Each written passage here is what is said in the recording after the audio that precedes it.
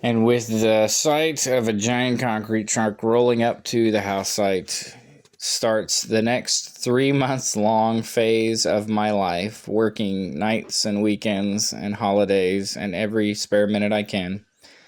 To build the foundation for the house, the engineer specified a 6 foot by 6 foot by 20-inch footer underneath each one of the legs of the truss. There are 9 trusses, which means there are 18 of the large footers. On the gable end walls, there are 2 smaller footers that are 4 foot by 4 foot by 16 inches, which they wound up being 20 inches just to make life simple for myself. And that gives us a grand total of 22 footers. And then there are stem walls in between each of those footers. And I don't even want to try to count because there's also a stem wall on the garage wall that connects from one end of the house to the other. And here this is my first time ever ordering a concrete truck. This is my first time ever pouring ready mix. I've done a few bag jobs here and there for fence posts and little odds and ends, but I've never actually had a concrete truck.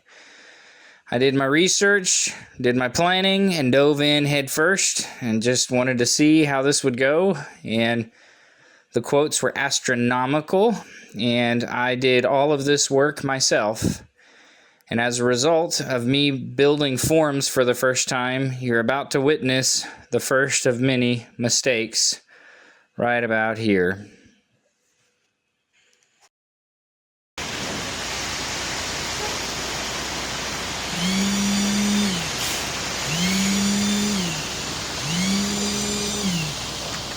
Hold on a second. Dad, I need help. My form blew out. Turned out not to be as big of a disaster as it seemed at the moment, but I lost probably about 2 5-gallon buckets worth of concrete out of the side of that form.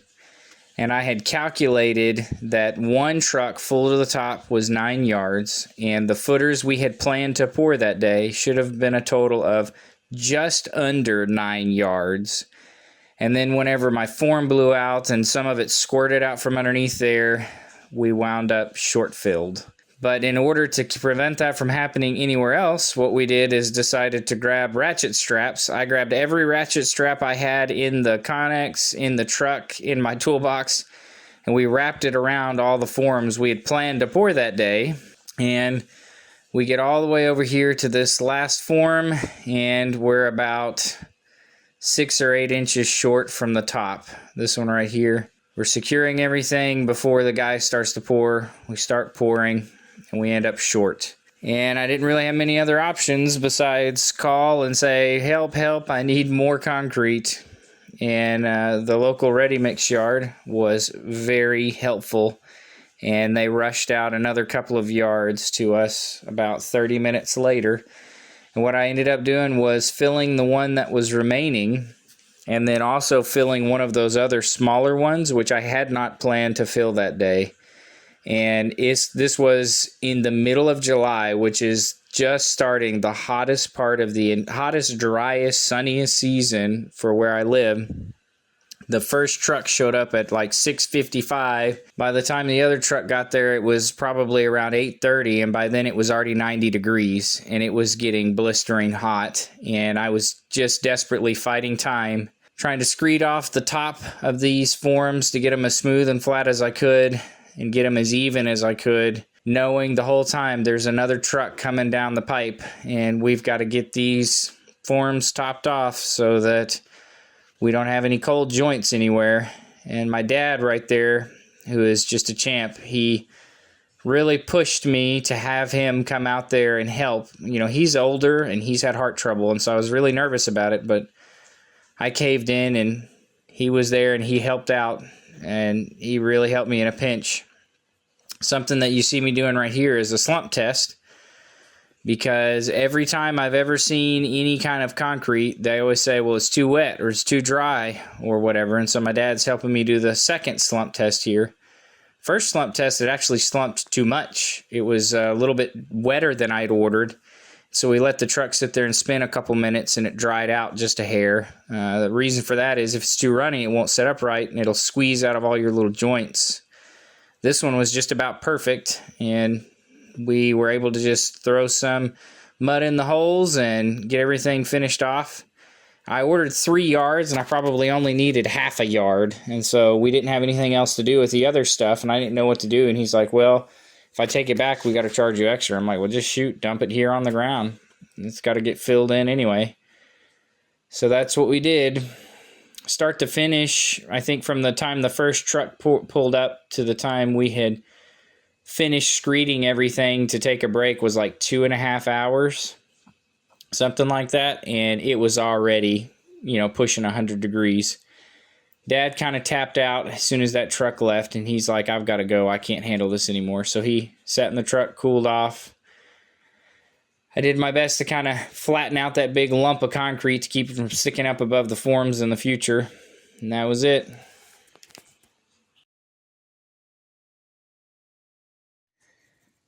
Here's the aftermath. My little helper helping me strip the forms. But it didn't turn out terrible. You can see the sides are definitely not cured yet. I really wish I had time to edge it better than this. But it was just getting too hot and too late, and I had to go to work. That's going to be under the floor. Nobody's ever going to see that. Not too thrilled about that little channel right there.